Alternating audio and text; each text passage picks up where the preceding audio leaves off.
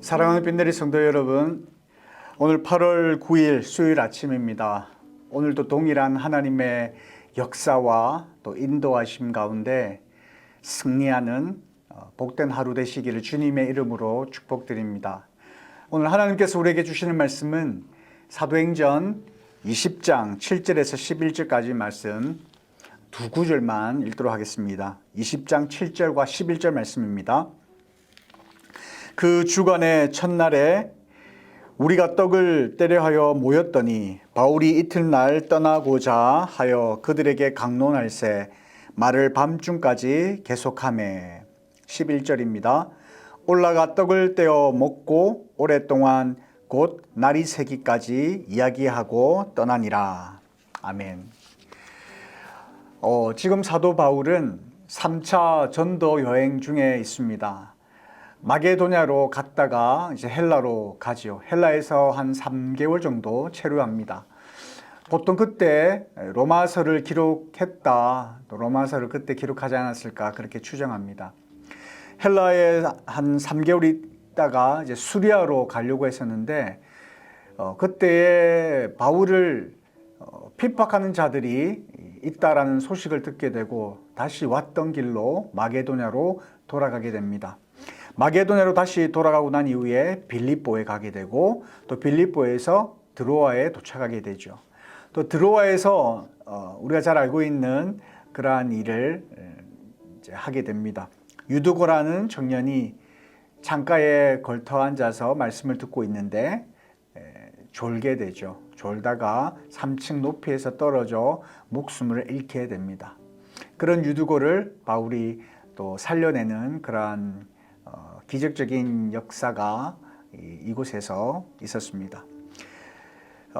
오늘 본문의 말씀을 보면 참 지역을 많이 이동하는 것을 보게 됩니다. 참 많이 바빴겠다라는 생각도 들고요. 그리고 원래는 수리아로 가려고 했는데 가지 않고 왔던 행선지로 돌아갈 만큼 참 핍박이 있는, 참 힘들고 어려운 여정 속에 있었음을 우리가 보게 됩니다. 참 저는 오늘 이 본문의 말씀 가운데 특별히 저의 주목을 끌게 하는 말씀이 있었는데 그 말씀이 우리가 방금 읽었던 7절과 11절 말씀에 있습니다. 7절 말씀에 보면 말을 밤중까지 계속했다라고 기록하고 있고요. 11절에 보면 오랫동안 날이 새기까지 이야기하고 떠났다라고 그렇게 말씀하고 있습니다. 밤중까지 계속해서 이야기를 하고 또 오랫동안, 그러니까 날이 새기까지 계속해서 하나님의 말씀을 전하면서 그렇게 그의 사역을 감당했다라는 겁니다. 얼마나 바울은 열심을 다하여 복음을 증거했는지, 그에게 주어진 그러한 시간들 속에 정말 최선을 다하여 그의 삶을 살았던 모습들을 보게 됩니다. 그래서 나중에 사도행전 20장 24절에 보면 이런 고백을 하지 않습니까? 나의 달려갈 길과 주 예수께 받은 사명, 하나님의 은혜의 복음을 증거하는 일을 마치려 하면은 나의 생명을 조금도 귀한 것으로 여기지 않는다. 제가 참 좋아하는 구절이거든요. 참 그러한 삶을 살았던 그 바울이 정말 저는 멋지다라는 생각이 들고 또 그런 삶을 살고 싶다라는 그런 마음을 가지게 했던 그런 구절입니다. 얼마나 그에게 주어진 그 삶의 여정 가운데 그러한 삶을 살았는지, 한순간도 허투루 보내지 아니하고 열심을 다하여, 심지어는 잠을 줄여가며 밤새도록 오랫동안 날이 샐 때까지 복음을 증거하며 살았던 그 바울의 열정을 오늘 말씀을 통하여 우리가 보게 된다라는 겁니다. 저는 오늘 이 말씀을 보면서 그 2달란트와 5달란트 맡겼던 종들을 생각하게 되었습니다. 주인이 그 종들에게 착하고 충성된 종아 그렇게 하면서 칭찬하셨잖아요. 이 바울이 그 5달란트 받은 그런 충성스러운 종이 아니었을까 그렇게 생각해 봅니다. 저는 오늘 본문을 보면서 이런 생각을 해봅니다. 무엇이 그토록 바울에게 그런 삶을 살도록 하였을까? 적당하게 그냥 복음 증거하며 살면 되는데 왜 이처럼 참 잠을 줄여가면서까지 그가 할 수 있는 시간 정말 아끼며 최선을 다하여 그렇게 복음 증가하는 삶을 살았을까? 어떻게 무엇이 그를 그토록 그렇게 만들었을까? 첫 번째, 그가 믿었기 때문, 그 믿음이 있었기 때문이 아닐까 생각해 봅니다.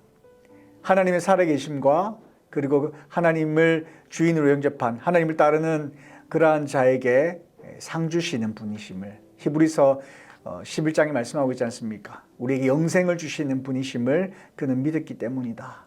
그것을 기초로 해서 그렇게 그러한 삶을 살았다는 것입니다.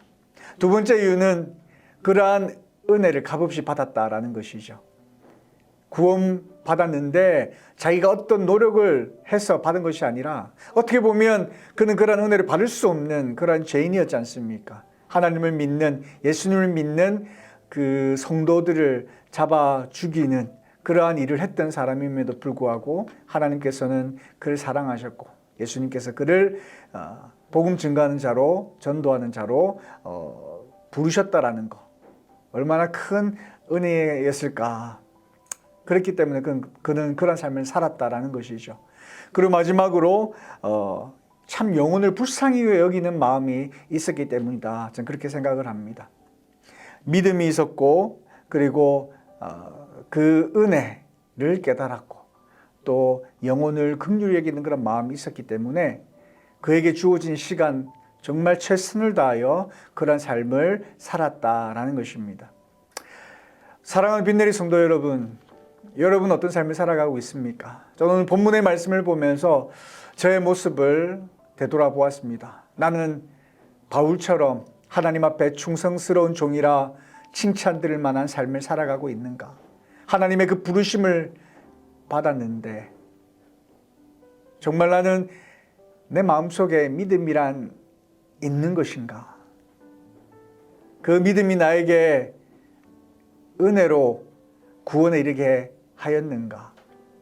하나님께서 나에게 맡겨주신 그 사역을 함에 있어서 그 영혼들을 정말 긍휼히 여기는 마음으로 감당하고 있는가?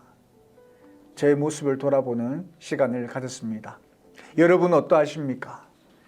여러분에게 주어진 그 삶의 현장 속에서 하나님께서 맡겨주신 사명을 감당하며 하나님 앞에 칭찬 들을 만한 그러한 삶을 살아가고 계십니까?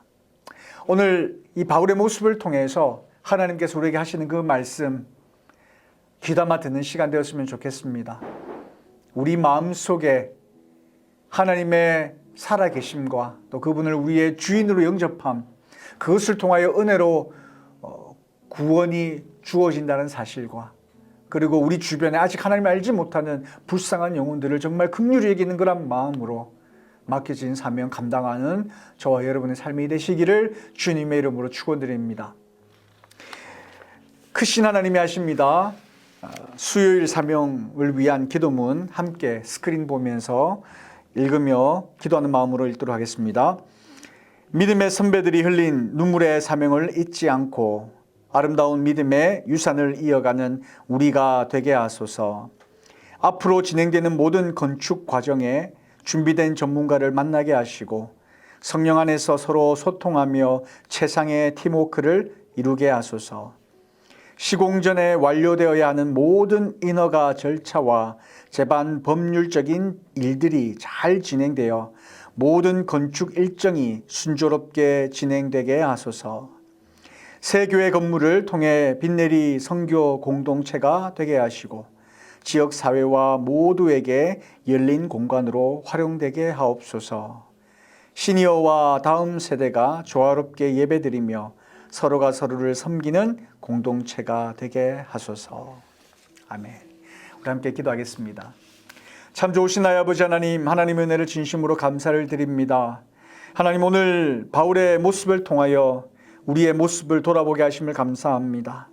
하나님을 향한 그 믿음의 그 확실성과 또 그 받아 누리는 그 하나님의 크신 그 은혜와 그리고 긍휼히 여기는 그 영혼을 불쌍히 여기는 그 마음으로 그에게 주어진 그 시간 최선을 다하여 하나님의 말씀을 증거하는 그러한 삶을 살았던 모습들을 통하여서 우리의 모습을 비교해 봅니다.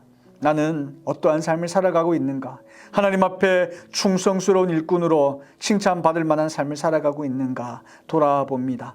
아버지 하나님, 하나님께서 우리에게 베푸신 그 은혜를 다시 한 번 더 우리가 기억하면서 우리에게 주어진 그 사명을 감당함에 있어 최선을 다하여 섬기며 또 복음을 증거하는 주의 거룩한 충성스러운 종들 되게 하여 주시기를 소망합니다. 저희들에게 지혜 주시고 명철 주시고 건강 주신 것 감사하여 하나님 앞에 감사함으로 돌려드리는 복된 삶을 살아가는 저희들의 삶이 될 수 있도록 인도하여 주옵소서. 감사드리며 살아계신 예수님의 이름으로 기도드리옵나이다. 아멘.